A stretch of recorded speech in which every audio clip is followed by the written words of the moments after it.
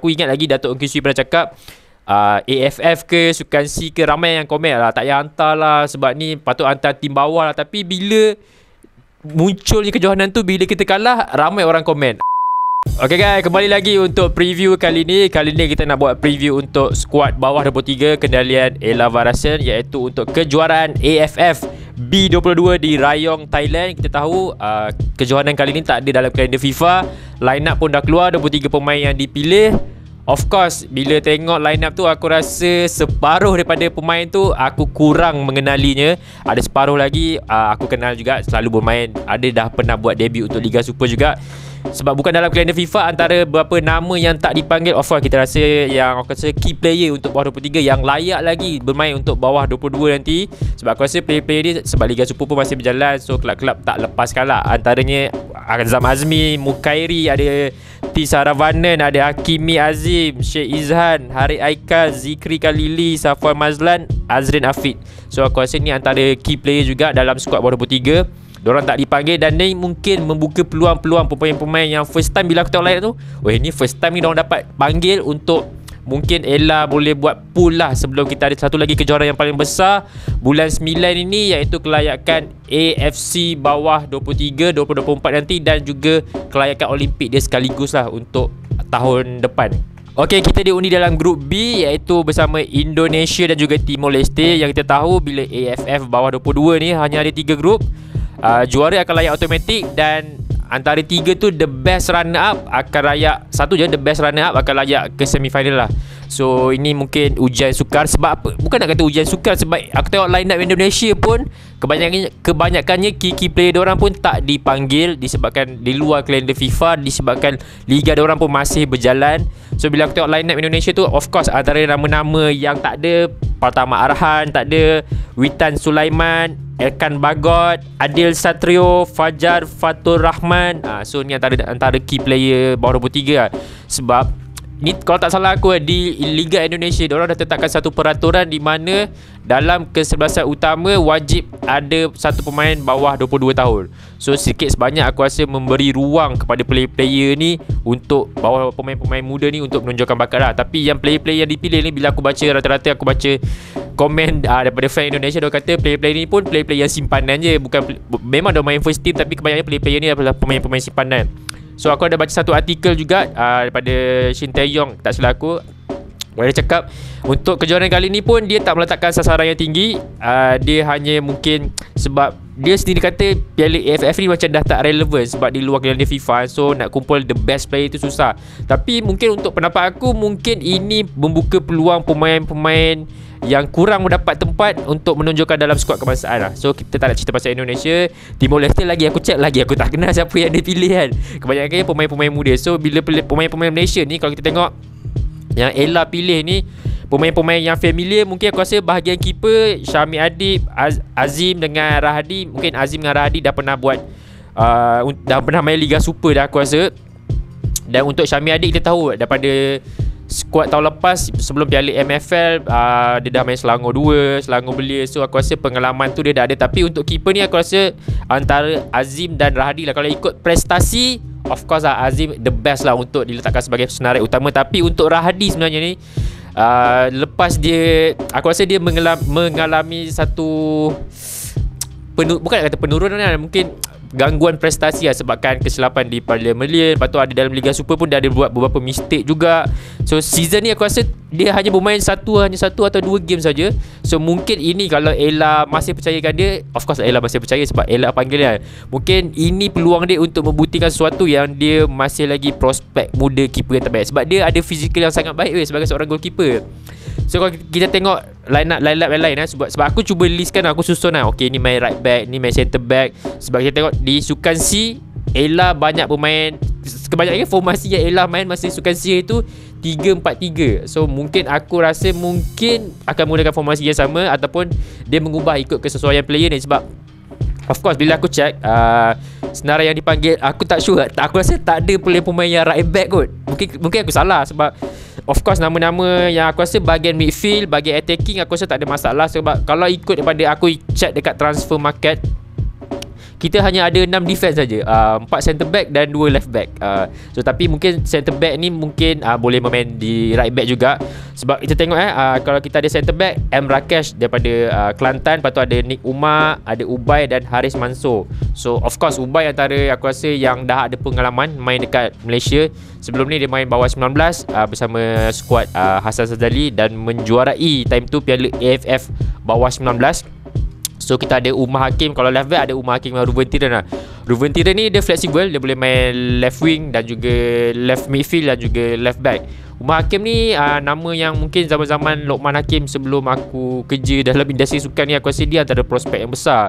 Cuma mungkin dia tenggelam sikit lah. So sebab nak tembus skuad dalam skuad first team JDT mungkin sukar. So ini peluang Umar Hakim sebenarnya untuk membuktikan sesuatu, sebab dia jenis yang left back yang overlap boleh rajin naik turun. So kita tak tahu, kita tengok keputusan Ella macam ni, sebab sasaran yang diletakkan bukan sasaran diletakkan oleh FM, sasaran diletakkan oleh team manager adalah skor-kurangnya ke final. Tapi mengikut prestasi, mengikut line up ni sebenarnya kita boleh, tak ada aku cakap team B ni mungkin kebanyakannya pemain-pemain yang first time nak main dalam skuad Malaysia ni.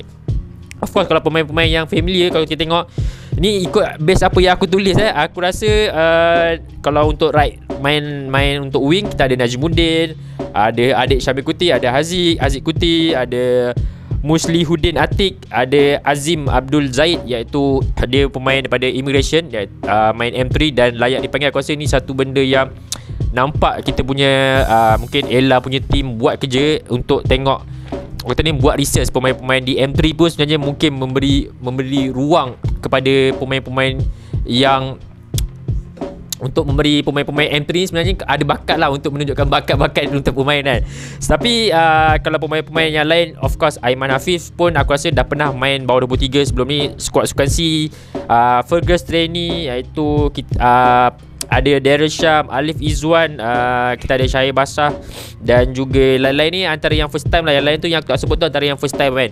Okay, cuma yang tertarik perhatian aku untuk striker ni, aku tertarik adalah striker daripada Penang, Alif Iqmal Rizal. So aku rasa dia prospek. Sebab apa? Bila dalam 5 game terakhir Liga Super dia dah menjaringkan 3 gol. So aku rasa dengan di usia yang tak sampai 20 tahun tapi kau dalam 5 game dapat 3 gol tu satu benda yang positif lah aku rasa kan. Sebab kita tahu kat Malaysia ni kekurangan striker sebabkan kita dah banyak pemain import. So untuk aku untuk hari Jumaat ni game penting, sebab aku rasa Indonesia pun tak ada dia punya key player, kita pun tak ada kita punya key player. Cuma mungkin kelebihan dekat aku rasa dekat Indonesia, sebab aku rasa Shin Tae-yong dia menjaga skuad senior, skuad bawah 23, skuad bawah 19 pun, bawah 17 pun dia jaga. Mungkin kelebihan dia nampak pemain-pemain yang bawah umur ni. Sebab kat Indonesia pun kita tahu, macam aku cakap tadi, diorang wajib pemain dalam kesebelasan utama ada pemain bawah 22 tahun. So untuk aku game Jumaat ni sangat penting lawan Indonesia. Kau kena menang, sebab ni mungkin ada yang komen oh Malaysia hantar skuad utama. Jangan, kita tak hantar skuad utama. Bukan nak mengindatkan tim ni, tapi player-player yang key player yang main di Liga Super tu kebanyakan tak dipanggil. Mungkin ini menjadi medan yang terbaik untuk pemain-pemain yang terpilih ni. Mungkin kau kena tunjukkan sesuatu, kena buktikan sesuatu, sebab ini peluang kau untuk besarkan pool untuk kita ada kejohanan yang lebih besar, iaitu bulan 9 nanti, kelayakan Olimpik dan juga kelayakan AFC bawah 23 untuk 2024 nanti. Okay, so kalau lawan Timor Leste ni, aku teringat masa zaman Brad Maloney. Sebab masa zaman Brad Maloney pun, masa AFF tu kebanyakan key player tak dipanggil. Dan masa tu kita kalah dengan Timor Leste, kita kalah dengan Laos dekat AFF bawah skuad kendalian Brad Maloney time tu. Ramailah kecam, sebab aku ingat lagi Datuk Ong Kee Swee pernah cakap AFF ke Sukan C ke, ramai yang komen lah, tak payah hantar lah, sebab ni patut hantar tim bawah lah. Tapi bila munculnya kejohanan tu, bila kita kalah, ramai orang komen. So orang mula ambil perhatian. So nak tak nak, kau kena tumpukan lah untuk aku sendiri. So ini mungkin skuad peluang terbaik Ella dan juga pemain-pemain ni untuk menunjukkan bakat lah. At least untuk aku, lepas, kalau target personal aku lepas pada group stage, sebab mungkin lawan Timor Leste tu mungkin boleh dikatakan 3 point kot. Kalau kau kalah dengan Timor Leste juga, aduh tak tahu nak cakap apa. Lawan Indonesia ni at least dapat curi 1 point. Kalau dapat 4 point, mungkin aku rasa boleh jadi second best runner up lah untuk layak ke semi final untuk AFF bawah 22 tahun. So aku rasa itu saja kot, sebab aku nak buat analisis dengan, sebab aku pun bukan pakar tactical ke pakar analisis, sebab nak buat research tu mungkin banyak pemain-pemain muda yang dipilih ni yang first time bermain. Aku excited untuk tengok apa diorang punya kelebihan, apa diorang punya cara permainan dia. Untuk pemain tumpuan ada 2 pemain tumpuan aku rasa korang kena tumpukan betul-betul. Ada 2 striker aku rasa, sebab kita, macam aku cakap, kita kekurangan ketandusan striker. Kau boleh beri perhatian dekat Harit Akif dan juga Alif Iqmar Rizal. So untuk aku ini antara prospek striker kita. Sebab mungkin ramai tak tahu, kita kat sini kalau tak salah aku ada 3 darah kacukan yang bermain untuk Malaysia. Of course Darren Sham, dia ada kacukan mix daripada Filipina. Aku rasa mak dia kot, tak salah aku ada darah kacukan Filipin juga. Fergus ni kita tahu mak ayah dia memang daripada luar, tapi dia lahir dan membesar di sini dan boleh cakap Melayu juga.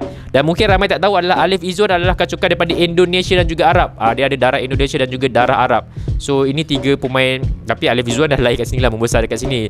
Tapi antara aku rasa mungkin menjadi tunjang utama squad midfield dan juga squad attacking kita, aku rasa Najimuddin. Aku rasa tak perlu disangka lagi dia punya ability. Syahid Bashar, seorang yang aku rasa boleh bermain pelbagai posisi. Dan juga yang terakhir Alif Izzuan. Alif Izzuan ni antara striker yang aku minat sebenarnya. Dia macam mana nak cakap, dia kalau dia main striker, dia jenis yang drop untuk ambil bola, untuk collect bola. Dan juga dia fleksibel lah, boleh main attacking, boleh main striker, boleh main left wing, right wing. So aku harap Ella pandai susun formasi yang betul untuk kita lawan. Aku rasa kira big game ni lawan Indonesia hari Jumaat ni. So itu saja aku rasa aku punya preview kali ni. So boleh support ramai-ramai, sebab aku rasa bulan 9, bulan 10 banyak lagi kejohanan yang melibatkan skuad Harimau Melaya, skuad senior, skuad junior, semua ada. So ini mungkin aku harap kalau kalah tu janganlah kejar-kejar, janganlah condemn.